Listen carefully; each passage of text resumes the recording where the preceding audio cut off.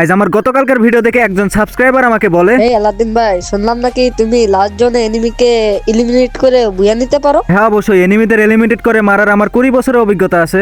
আচ্ছা, তুমি কি আমাকে শিখিয়ে দিবা কিভাবে আমিও এনিমিকে এলিমিনেটেড করে বুয়া নিতে পারবো? না, এটা সবাইকে শেখানো যাবে না, আর এটা যে কেউ শিখতেও পারে না। আচ্ছা, আমার সাথে গেম খেলে তুমি যদি লাস্ট জনে এনিমিকে এলিমিনেটেড করে বুয়া নিতে পারো, তাইলে তোমাকে আমি 1000 ডায়মন্ড গিভওয়ে করবো।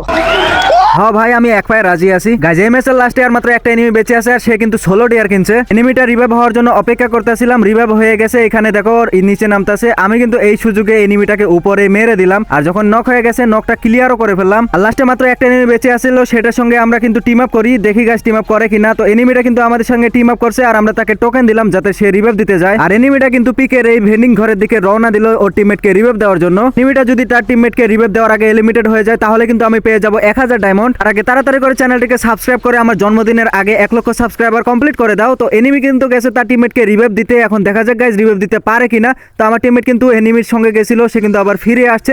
আর এখানে আমি ইমোট মারতেছিলাম। এখন দেখা যাক গাইজ ইমোট দিতে দিতে দেখি আমি এনিমিটাকে এলিমিনেট করে বুইয়া নিতে পারছি, আর আমি কিন্তু পেয়ে গেছি 1000 ডায়মন্ড।